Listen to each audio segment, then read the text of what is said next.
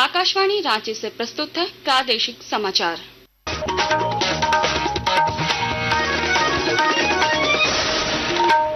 नमस्कार, प्रादेशिक समाचारों के साथ मैं पूजा कुमारी। पहले मुख्य समाचार। राज्यपाल ने पहला कदम दिव्यांग स्कूल के बच्चों से किया संवाद, दिव्यांग जनों के सशक्तिकरण पर दिया जोर।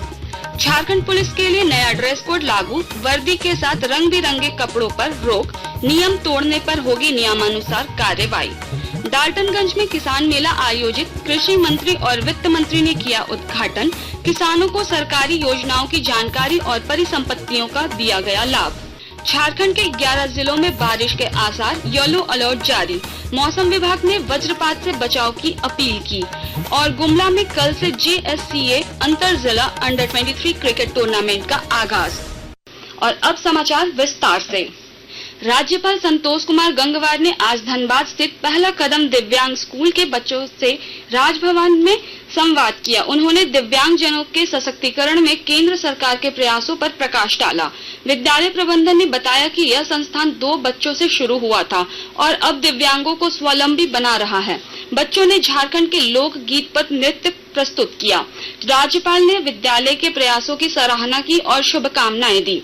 इधर चीख बढ़ाई समन्वय समिति ने राज्यपाल से मुलाकात कर खतियान के नाम की विसंगति दूर करने की मांग की। राज्यपाल ने विषय को गंभीरता से लेते हुए आवश्यक कार्रवाई के निर्देश दिए हैं। झारखंड पुलिस के लिए नया ड्रेस कोड लागू किया गया है, जिसके तहत अब वर्दी के साथ रंग बिरंगे स्वेटर या जैकेट पहनने पर रोक होगी। डीजीपी अनुराग गुप्ता के आदेश के अनुसार पुलिस कर्मियों को सिर्फ खाकी रंग का स्वेटर या जैकेट पहनना होगा, जिस पर पद के अनुरूप बैच अनिवार्य होगा। सोशल मीडिया और भ्रमण के दौरान नियमों के उल्लंघन पर कार्रवाई की जाएगी।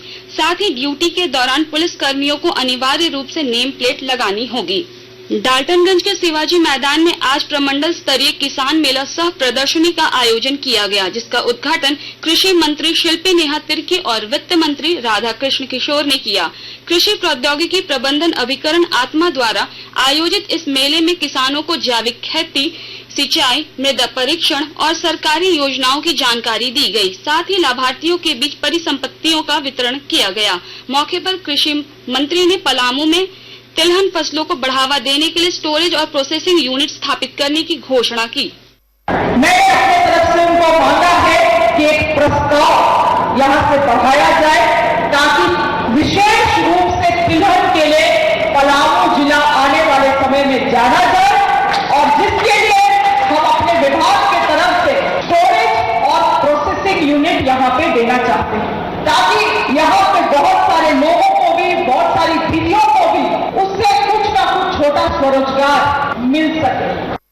ग्रामीण विकास मंत्री शिवराज सिंह चौहान ने कहा है कि केंद्र सरकार ने ग्रामीण नागरिकों के जीवन को अधिक आरामदायक बनाने के लिए कई क्रांतिकारी योजनाएं शुरू की है। उन्होंने कहा कि इन योजनाओं ने देश की अर्थव्यवस्था को नई गति प्रदान की है। श्री सिंह ने नई दिल्ली में अफ्रीकी एशियाई ग्रामीण विकास संगठन AARDO के एक कार्यक्रम में कहा कि भारत AARDO को अपने समर्थन के साथ ग्रामीण समुदाय को सशक्त बनाएगा।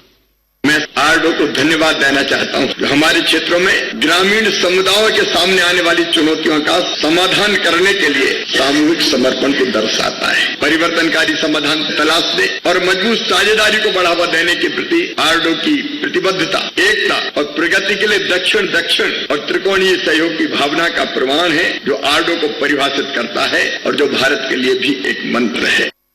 चतरा में 3 दिवसीय राजकीय इटखोरी महोत्सव का आज शुभारंभ हुआ। पर्यटन एवं कला संस्कृति मंत्री सुदिव्य कुमार सोनू ने दीप प्रज्वलित कर महोत्सव का उद्घाटन किया। उन्होंने इटखोरी को हिंदू, जैन और बौद्ध धर्मों का संगम बताते हुए इसकी वैश्विक पहचान बढ़ाने पर जोर दिया। साथ ही अगले वर्ष महोत्सव को और भव्य तरीके से आयोजित करने की घोषणा की। आकाशवाणी के ताजा तरीन समाचारों के लिए आप हमारी वेबसाइट newsonair.gov.in पर लॉग ऑन कर सकते हैं। ताजा समाचार X handle @AIR news alerts और Facebook page All India Radio news पर भी उपलब्ध हैं।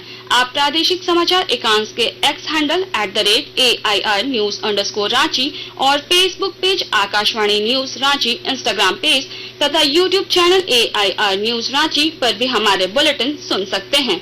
प्रादेशिक समाचार आप आकाशवाणी रांची से सुन रहे हैं। शेष समाचार इस विराम के बाद। फाइलेरिया रोग, जिसे हाथी पांव भी कहते हैं, यह मच्छर के काटने से होने वाला एक विकृत रोग है।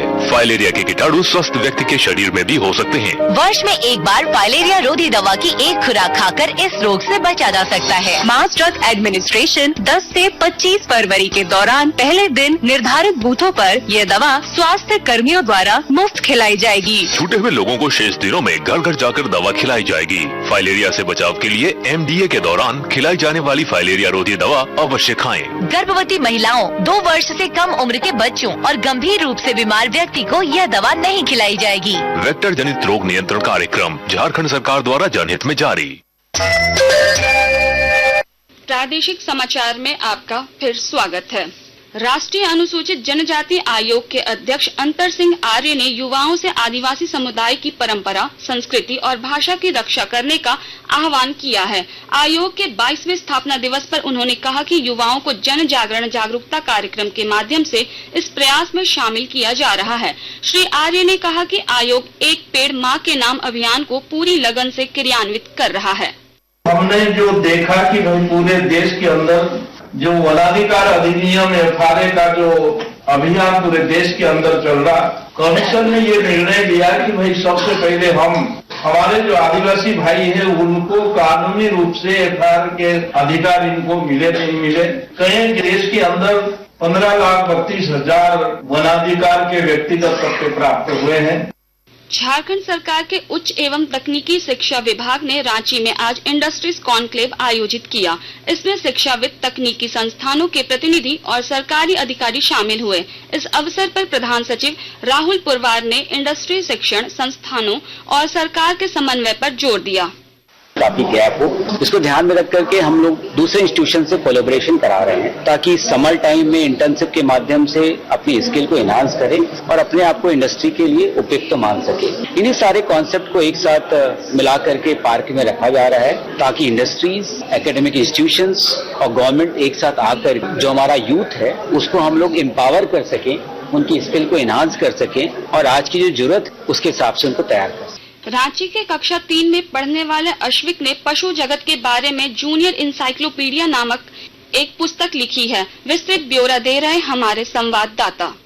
क्लास 3 में पढ़ाई कर रहे रांची के अश्विक ने छोटी सी उम्र में पशु जगत के बारे में 105 असामान्य तथ्य जूनियर इंसाइक्लोपीडिया नामक पुस्तक लिखी है। पुस्तक में जलीय जानवरों के बारे में रोचक और अनदेखे तथ्य शामिल हैं। इसके अलावा भूमि पर रहने वाले जानवर, कीड़े मकोड़े और पक्षी के बारे में भी आश्विक ने कई जानकारियां दी हैं। आश्विक ने 6 साल की उम्र में वर्ष 2022 में ही केवल 90 सेकंड के भीतर विभिन्न प्रजातियों की 104 असामान्य जानवरों को वर्णमाला क्रम में याद करके इंडिया बुक ऑफ रिकॉर्ड्स और नोबेल वर्ल्ड रिकॉर्ड में अपना नाम सफलतापूर्वक दर्ज कराया है। कर्मवीर, आकाशवाणी समाचार, रांची। कोडरमा पुलिस ने मोटरसाइकिल चोरी के बड़े गिरोह का पर्दाफाश किया है। पुलिस ने 3 चोरों को गिरफ्तार किया और 22 चोरी की बाइक बरामद की है। SP अनुदीप सिंह ने जानकारी दी कि यह गिरोह कोडरमा समेत आसपास के जिलों में बाइक चोरी करता था और जंगल में बने गुप्त ठिकाने पर छिपाकर बेचता था। गिरोह में 3 लोग हैं और इन्होंने अनेकों बाइक चोरी की है। अलग अलग डिस्ट्रिक्ट से बाइक्स को छिपा के रखते हैं, जिनमें इनका एक साथी है छिपा के रखने में, वो प्रकाश मेहता नाम है, तो उसे भी गिरफ्तार किया गया और इनकी निशानदेही पे पुलिस के द्वारा 23 बाइक्स जो है वो बरामद की गई हैं। इधर गिरिडीह जिले के पीठडांड में पुलिस और CRPF ने एक नक्सल विरोधी अभियान में भारी मात्रा में विस्फोटक बरामद किया है। गुप्त सूचना के आधार पर खुखरा थाना क्षेत्र के जंगलों में यह छापेमारी की गई। झारखंड के रांची, धनबाद, बोकारो समेत 11 जिलों में अगले 2 दिनों तक बारिश की संभावना है। मौसम विभाग ने वज्रपात को लेकर येलो अलर्ट जारी किया है और सतर्क रहने की अपील की है। राज्य में पश्चिमी विक्षोभ के असर से बादल छाए रहेंगे और न्यूनतम तापमान में बढ़ोतरी होगी। गुमला जिले के शहीद तेलका खड़िया क्रिकेट स्टेडियम में कल से JSCA अंतर जिला अंडर 23 क्रिकेट टूर्नामेंट शुरू होगा। लीग चरण में पश्चिमी सिंहभूम, सिमडेगा, रामगढ़, दुमका, पलामू और खूंटी की टीमें खेलेंगी। 3 मार्च को क्वार्टर फाइनल, 5 मार्च को सेमीफाइनल गुमला में होगा, जबकि फाइनल मुकाबला 7 मार्च को बोकारो में खेला जाएगा। और अब कुछ संक्षिप्त खबरें। सरायकेला खरसावां के काली मंदिर परिसर में भाजपा ने केंद्रीय बजट 2025 पर चर्चा आयोजित की गई। पूर्व केंद्रीय मंत्री अर्जुन मुंडा ने बजट की प्रमुख योजनाओं को समझाया। हजारीबाग के विनोबा भावे विश्वविद्यालय में परीक्षा शुल्क वृद्धि को लेकर छात्रों ने हंगामा किया है। कुलपति ने आदेश स्थगित करते हुए भविष्य में छात्र संगठनों से वार्ता का आश्वासन दिया है। अंत में मुख्य समाचार एक बार फिर। राज्यपाल ने पहला कदम दिव्यांग स्कूल के बच्चों से किया संवाद, दिव्यांग जनों के सशक्तिकरण पर दिया जोर। झारखंड पुलिस के लिए नया ड्रेस कोड लागू, वर्दी के साथ रंग बिरंगे कपड़ों पर रोक, नियम तोड़ने पर होगी नियमानुसार कार्रवाई। डाल्टनगंज में किसान मेला आयोजित, कृषि मंत्री और वित्त मंत्री ने किया उद्घाटन। किसानों को सरकारी योजनाओं की जानकारी और परिसंपत्तियों का दिया गया लाभ। झारखंड के 11 जिलों में बारिश के आसार, येलो अलर्ट जारी। मौसम विभाग ने वज्रपात से बचाव की अपील की। और गुमला में कल से JSCA अंतर जिला अंडर 23 क्रिकेट टूर्नामेंट का आगाज। इसके साथ ही आकाशवाणी रांची से प्रादेशिक समाचार का ये बुलेटिन समाप्त हुआ। अगला प्रादेशिक समाचार बुलेटिन कल सुबह 8:30 बजे प्रसारित किया जाएगा।